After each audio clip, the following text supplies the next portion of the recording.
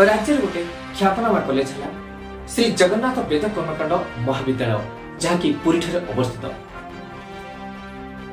एबे से संस्कृत कॉलेज आ कॉलेज अवस्थित नहीं। 2 दिन है किसी असामाजिक व्यक्ति कॉलेज गोटे फाड़ कांथ मुख्य प्राचीर को भांगी देछंती। कौन रही उद्देश्य? दिन दीपर एपरी काम होछि। पुरी प्रशासन चिर निद्रा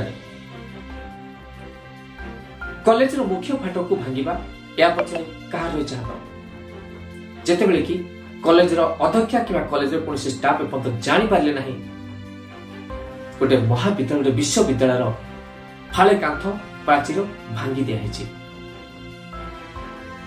कौन से संस्कृत कॉलेज को लॉक कर दिया कि कॉलेज जो अध्यक्ष अच्छा से कौन पदक्षेप नहीं कॉलेज जो कर्मचारी अच्छा से कौन पदक्षेप नहीं एवं कॉलेज भाग्या पछरे कौन होई रहस्य कहीं कॉलेज को भंगा होची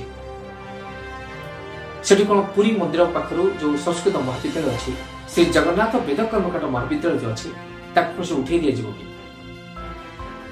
सेठी आउ जो गोटे अनुष्ठान एपरी कार्य करुछि जोटा कि आज 2 दिन है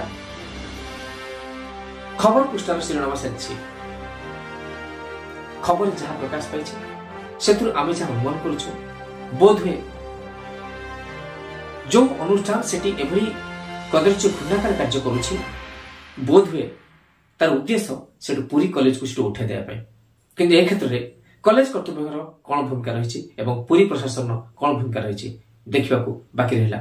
यह हूँ जनसाधारण प्रश्न।